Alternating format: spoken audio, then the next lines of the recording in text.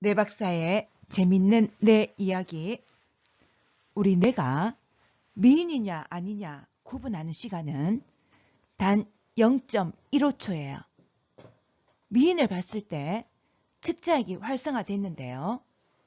이번 시간에는 미인 인식의 뇌과학적 메커니즘을 살펴봅시다. 이 세상에 80억 인간이 있지만 똑같은 사람은 없어요. 비슷한 얼굴은 있어도 똑같은 얼굴은 하나도 없죠. 모든 사람 얼굴이 저마다 다르다는 건 이상하지 않나요? 참으로 신비하고 놀랍습니다. 얼굴은 개성의 도장이에요. 나는 나, 너는 너, 나는 너가 아니고 너는 내가 아니라는 걸 명확하게 식별하는 건 각자 얼굴이에요. 얼굴 중에서도 음성이 꼭 같은 사람은 아무도 없어요. 저마다 제 소리가 있어요. 나는 내 소리를 내고 너는 너의 소리를 내요. 조그마한 성대에서 80억의 각자 다른 소리가 난다는 건 참 신기합니다. 그 사람을 알려면 그 사람 얼굴을 보라. 얼굴 속에 그 사람 성격, 인품이 조각돼 있어요. 우리는 두 개의 얼굴을 가져요. 하나는 태어날 때 갖고 나오는 얼굴, 또 하나는 내가 만드는 얼굴이에요. 좋은 얼굴을 가져보려고 정성껏 애를 쓰면 나도 모르는 사이 얼굴이 달라져요. 물론 한두 달 노력으로 될 일은 아니에요. 적어도 10년쯤 성의껏 애를 쓴다면 얼굴은 분명 달라져요.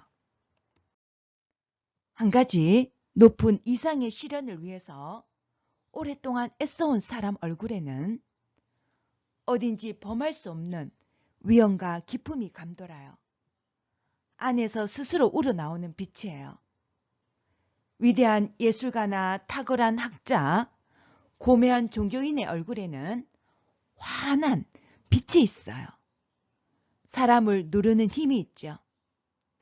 좋은 꽃에서 발하는 그윽한 향기와 같아요. 링컨은 말했습니다. 나이 40이 되면 자기 얼굴에 대해 책임을 져야 한다. 깊이 생각하고 음미해 볼 말입니다. 일생을 무책임하게 살아온 사람의 얼굴에는 어딘지 무책임의 그림자가 서려요. 화류계에서 오랫동안 윤락한 생을 산 사람 얼굴은 좋은 옷 입고 아름답게 화장해도 요와 속, 비의 표정을 감출 수 없어요. 처음엔 안 그랬을 거예요. 세월 흐르면서 표정이 그리 굳어지고 만 것이에요. 인간의 뇌에는 얼굴을 인식하는 부위가 따로 있어요. 이 거꾸로 된 얼굴 사진을 보시죠. 표정이 약간 다르다고 느껴지실 겁니다. 똑바로 놔보겠습니다. 표정이 이렇게 엄청난 차이가 나는데 거꾸로 볼 때는 크게 못 느낀 겁니다. 최근 미국 하버드대 연구 결과를 보면 인간의 뇌에는 얼굴을 인식하는 뇌 부위가 따로 있는 것으로 나타났습니다. 여기에 기억을 담당하는 뇌 부위도 관여하면서 순식간에 얼굴을 알아챌 수 있다는 겁니다. 하지만 사진을 거꾸로 보여주면 우리 뇌에 저장된 것과 다르기 때문에 정확하게 인식하기가 어렵습니다. 우린 날마다 자기 얼굴을 조금씩 조각하면서 살아가요.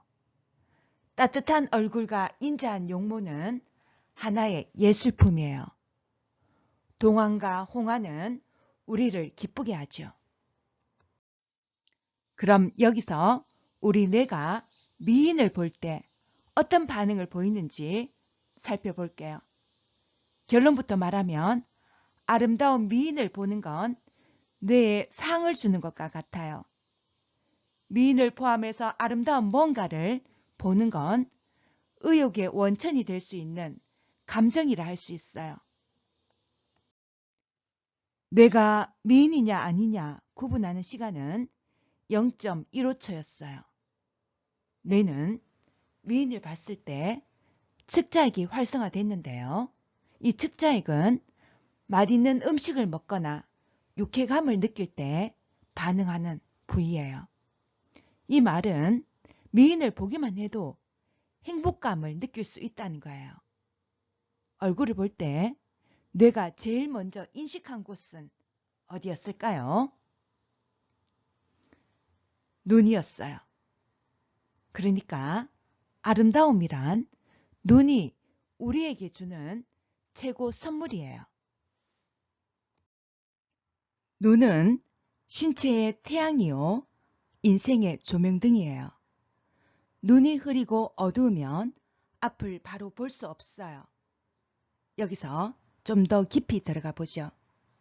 사물 도리를 바로 보는 눈을 화란이라 하고 예리한 통찰력 가진 눈을 해안이라 해요. 눈이 있다고 보이는 게 아니에요. 볼 줄 아는 눈이 있어야 보여요. 바로 분별하는 사람을 안목이 있다고 하죠. 눈은 얼굴을 상징하고 인격을 대표해요. 사람 도리와 책임을 다하지 못했을 때 면목이 없다 해요. 면목은 얼굴과 눈을 말해요. 우리 눈에 아침 풀잎에 맺힌 이슬처럼 맑은 전기가 빛나도록 합시다. 다시 얼굴 이야기로 돌아갈게요. 동양의 현자는 말합니다. 화기만면, 화평하고 부드러운 표정이 얼굴에 가득 차야 한다. 안창호는 말했어요. 훈훈한 빙그레 웃는 얼굴. 여러분, 밝은 얼굴과 밝은 표정, 밝은 마음으로 사는 사람이 행복하고 승리합니다. 여러분, 하루 10번씩 크게 웃읍시다. 현대 질병 대부분은 저항력 약합병이라 할 수 있어요. 감기나 감염에 의한 병이 유행할 때 누군 걸리고 누군 안 걸리는 이유가 이것이에요. 각 개인 저항력 차이 때문이죠. 고혈압이나 심장병, 암 같은 병도 이 저항력 약화가 큰 원인이에요. 현대의학에서 질병 증세만 보고 치료하는 건 당장은 고통 덜어주지만 실은 저항력 약화를 불러와요. 소화제 복용하는 사람은 소화 불량에서 멀어질 수 없고 진통제 복용하는 사람은 10년 후 더 많은 진통제를 먹게 되죠. 그 밖에도 과로, 술, 담배, 스트레스, 활동 부족 등이 저항력 약화를 불러와요. 반면 휴식이나 신선한 공기, 운동, 웃음 등은 저항력을 강화시켜요. 저항력 강화시키는 강력한 무기, 누구나 쉽게 할 수 있는 것 중 하나가 웃음 치료예요. 영양이나 운동에 하루 권장량이 있는 것처럼 웃음에도 하루 권장량을 제한해요. 큰 소리로 한 번에 10초, 하루에 10번 웃는 거예요.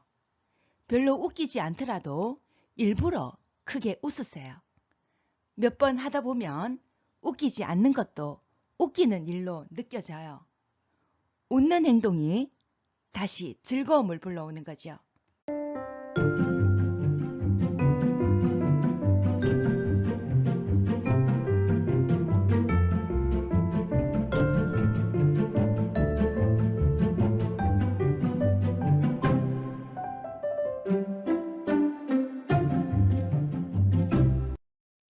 여러분, 우리가 웃으면 뇌도 웃을까요?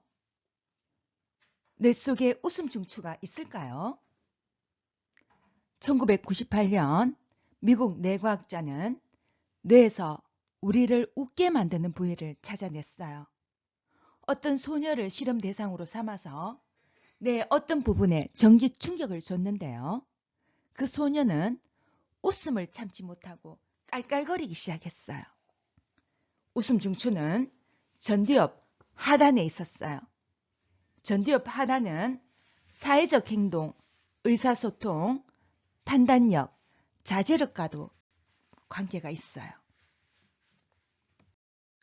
우스운 이야기를 읽거나 볼 때, 다른 사람 웃음소리 듣거나 따라 웃을 때도 전두엽 하단에서 활발한 반응이 있었어요. 웃음 관장 부위가 명확하게 밝혀진다면 웃음 상실한 환자 치료에 도움을 줄 수 있을 거예요. 이번에는 행복한 감정 느끼면 뇌도 웃는다 라는 제목으로 긍정 감정이 뇌에 미치는 영향을 볼게요.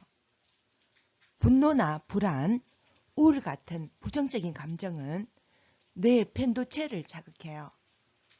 여기는 스트레스를 다루는 기관으로 흥분하면 시상하부를 자극해서 뇌하수체, 부신을 활성화시켜요. 코티졸 분비를 높입니다. 하버드대 연구 결과 코티졸 수치가 높은 사람의 기억력은 보통인 사람에 비해서 크게 떨어졌어요. 기억력 저하는 물론 상대적으로 작은 대뇌를 갖고 있었어요. 스트레스가 뇌를 쪼그라들게 할 수 있다는 거예요. 게다가 전두엽의 기능도 떨어뜨려서 뇌의 노화를 촉진해요. 긍정적인 마음은 코티졸 분비를 줄여요. 특히 여성의 경우는 뇌 건강에 도움을 주는 에스트랄디올 분비를 높여줘요. 뇌가 안정감을 느낄수록 우리 몸에도 안정적인 신호를 보내죠. 이분은 긍정적인 마음으로 암을 완치한 한만창 교수님이에요. 암이 밖에서 온 것도 아니고 누굴 탓하겠냐? 교수님은 자신의 몸속 암덩어리를 이렇게 받아들이고 있었어요. 다음 영상에서 구체적으로 살펴봅시다.